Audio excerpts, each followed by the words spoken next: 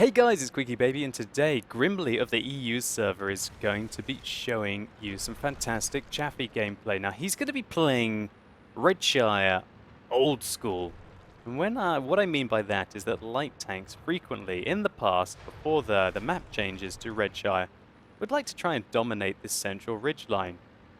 Because the enemy base used to be shifted from here towards here, that would mean that this central position would be quite nice for spotting. Now generally a lot of the enemies go west and north, which means that this position can be less effective. But not today.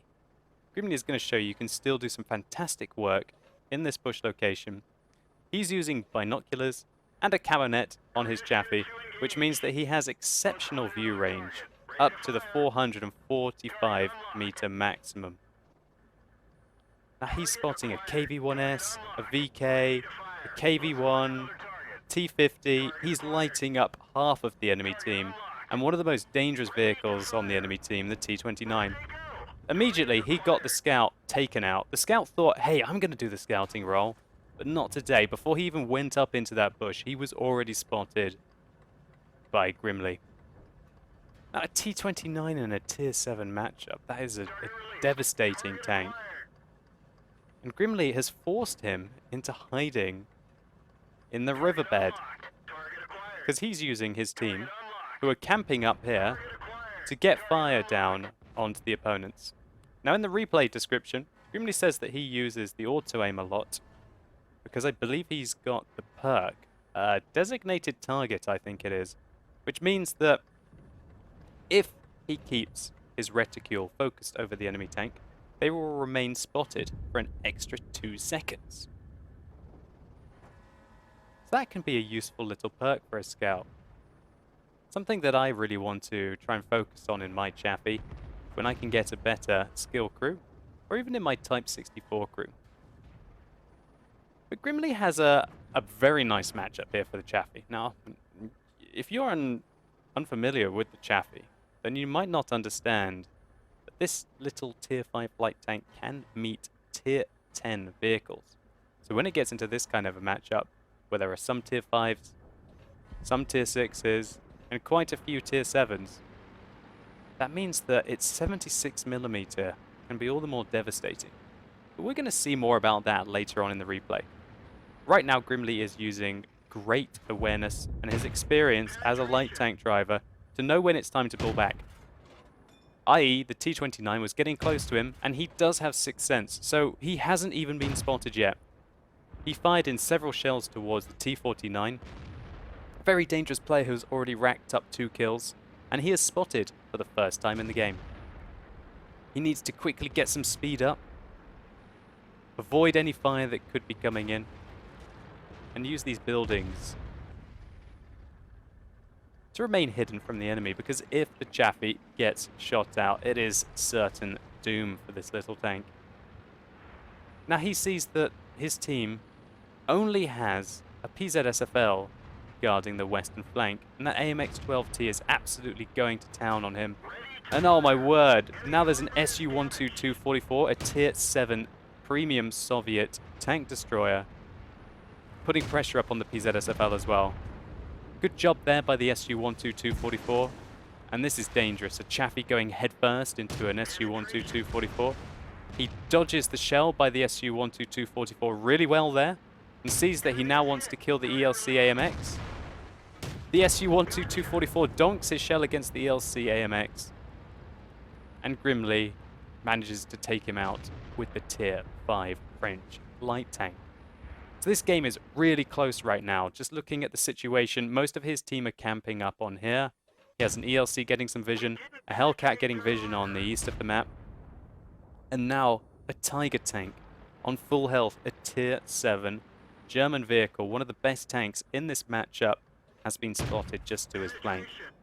But he's got no time for him right now. He's going to use this 76mm as effectively as he can on this Churchill. This is the Tier 5 Tier 5 British heavy tank. And with the regular rounds, the regular ammunition on the Chaffee, you have 137mm of penetration, which is very competitive at Tier 5.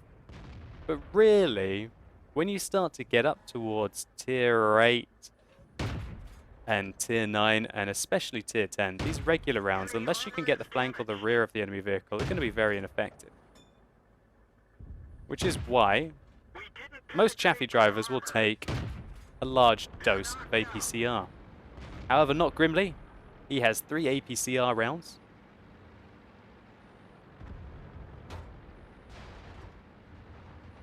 Which I guess in a high tier matchup will cripple him, but not in this kind of a low tier matchup where his AP rounds can be very effective.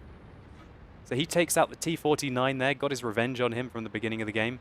And now, Grimly is 1 versus 5. So he's looking for the Tiger, and there it is. It was on 74% health. He's aiming for the tracks, trying to take the tracks off so he can start to run rings around this Tiger. And that's exactly what he's going to do now. He is running rings around this Tiger. Even though the Tiger is using his track traverse and his turret traverse in the correct direction, i.e. he's not playing badly, he can still run rings around him. Now the Tiger tries to get his ass to the rocks so that the Chaffee can no longer run rings around him, but it's too late. Look at this devastating DPM. And with precision marksmanship that Grimly is showing here, he's able to do 1,096 damage to the Tiger, penetrating 10 rounds. But it's too early to celebrate. There's a Jagdpanther coming in as well. A clutch shot there into the lower side of the Jagdpanther gives Grimly his 3rd kill, I believe, on tanks that are tier 7. What a fantastic game so far. Even if Grimly was to die here, this would have still been a great effort in the Chaffee. 2,300 damage is a good amount in a tier 5 light tank. It's an excellent amount. But Grimly isn't done yet. He's against a PZ SFL, who was last spotted on full health, a KV-1, and a VK-3001P, a tier 6 German medium tank. So Grimly's got to be thinking about what the enemy are doing. They were last spotted towards the east of the map. And he's going to be going hunting. Now really, in this kind of a situation, there's no better tank to be in really than a, well, I guess that's a bit of a bold statement. I can think of lots of tanks that I'd probably rather be in a Chaffee. But none at tier 5. And that's what's so beautiful about the Chaffee, is that for its tier, it is an absolute little bulldog of a tank. Completely punching above its weight. It may not be the fastest thing to get around in these endgame situations. Other light tanks, which are similar, such as the Type 64, or even tanks such as the ELC AMX, can bomb it round like a little drag racer of a car. But not the Chaffee. The top speed limit is one of the limitations of the vehicle. And here, Grimly could have gone into the cap circle, but let's be honest, he's got no health. If he was to go into the cap circle and get surrounded, that would probably spell his demise. Now, capping is probably not his best bet to win the game. Maybe if it was 1 versus 1, or even 2 versus 1, but when you start to get into the realms of 3 versus 1, it's quite likely that at least one of the opponents will be able to make it back to the cap, or is defending the cap circle. Grimly is going hunting. Doesn't matter to him that his Chaffee is now on 20% health. And he's against 3 tanks, 2 of which are higher tier than him. He knows that to finish this game, he's going to have to use his tank to its strengths. And that is the view range and the camera rating. He knows now that at least 1 tank is capping as the counter is going up by 2 ticks every second. That means that 2 tanks are capping. Now he's making his way to the mid-ridge. And thankfully, the very bushes that he began the game using on the mid-ridge are going to help him out here. Now this is very key. He goes forwards into the bush to spot. Then he pulls back behind the bush, meaning that the enemies don't spot him. Absolutely fantastic work there. Grimly is showing that he knows exactly how these bush camo mechanics work.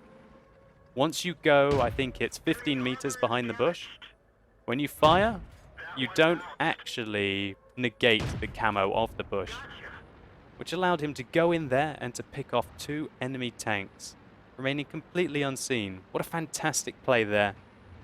It worked out for him really well. I believe the enemy tanks thought they could cap fairly quickly with at least 2 people in the cap, but it wasn't to be. So Grimly is probably thinking right now, well, the PZSFL wasn't spotted there and he wasn't trying to cap. So maybe he's defending the base. And, oh wow, he was very wrong. Looks like the PZSFL was probably sitting up on their hill, getting a good vantage point, ready to kill the Chaffee from his approach, where they thought that maybe he would go there while 2 people capped. However, now the PZSFL realizes that his only chance to win this game really is to cap. And deja vu, it doesn't look like the enemy team figured out what he was doing. So, Grimly loads HE ammunition here. 73 damage with the first HE shell. The second one fails to hit the target, and he's going to do exactly the same thing again. Looks like the PZSFL knows how the hit indicator mechanics work, however, as he has pulled back. But still, Grimly is doing some really good work in the bushes, going forwards until he is within the bush, 15 meters off the bush. When they go transparent, he knows he can see through them, and then he pulls back until they become opaque, and then he knows he can shoot through and remain unhidden. This PZSFL is not a noob. He knows where the Chaffee is, and that's why he's lining up his tank along with the VK to try and hide as much of his armor as he can. And this is a dangerous game to be playing in the Chaffee. There's only so many bushes up on this ridgeline. Is the PZSFL going to start firing at him? Really needs to watch out here. It would be an absolute heartbreak for him to lose this game right at the last hurdle, when he's in contention for a Kolobanov's medal and a Radley Walters medal. So Grimly decides the PZSFL is hiding himself too well, and it's time to go for him again. That was a really bad shot, Grimly. Oh no. What a disaster there. The PZSFL spots him, confirms his location, and blind fires the bush. Wrong thing to do there by the PZSFL. Allows Grimly a chance to come up and to put in another shot, interrupting the cap again. Puts 2 into him there. This PZSFL was on full health at the beginning, and Grimly has managed to put 5 shots into him, doing a combined total of 551 damage. But Grimly is now running out of ammunition. He only has 7 shots left. 2 AP, 3 APCR, and 2 HE. And the time is running out as well. There's only 1 minute and 14 seconds left on this game. It's very tense. There's the PZSFL. Grimly decides to load an HE. No, he goes back to loading the AP. He goes back to his original tactic of pull back behind the bush and fire. 1. Oh no, it goes low. Less than a minute left on the game now.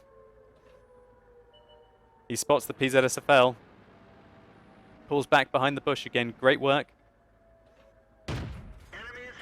And now he's down to his APCR rounds. He's got 2 AP rounds left. And he puts in the final shot into the PZSFL.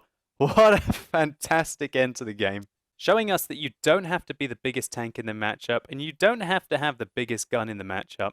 As long as you put your tank in the right situation and use your weapon to its optimal capabilities, you can still come out on top if you're the underdog. Grimly, thank you so much for this replay. It was an absolutely fantastic watch. You made big 1 versus 1 plays when the situation looked dire against the Tiger, and then you outthought your opponents And this was probably one of the best examples of bush mechanics that I've ever seen. So thank you so much for your replay, and let's all just take a quick look at the post-game stats and your fantastic achievement. So this replay gathered a Radley Walters medal, a Kolobanov's medal, the High Caliber, a Scout medal, a Defender medal, and one of the best ones to get in your light tank, the Orlix medal, for destroying 3 or more enemy tanks that are 2 tiers higher than you. Respect to Grimly here, he was able to get 24,000 credits profit in his Chaffee, while netting 2,158 base experience.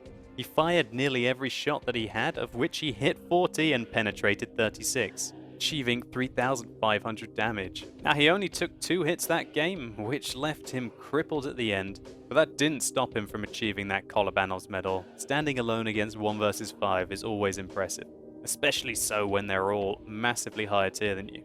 Even though Grimly did all that fantastic spotting at the beginning of the game and got a Scout medal, which means that he detected 9 of the enemy team, he only got 1,200 damage upon detection. But if anything, he more or less slowed down the advance on one flank and then switched to the other flank and slowed the advance down there. With the calm and calculated play that Grimly made inside his own cap circle, he was able to achieve 327 base defense points, the equivalent of defending against a single player for over 5 minutes. So while there are Chaffee replays which end up doing a lot more damage than this, I chose this one because it highlighted just how well Grimly understood the bush mechanics. The idea that if you go within 15 meters of a bush that you can see through it, but if you were to remain there in fire, you would lose all of that bonus camo rating that the bush would provide for you. But if you pull back behind the bush by 15 meters, you're free to fire, and those bushes will conceal your position. The vast majority of World of Tanks players can learn something from this, and mechanics such as that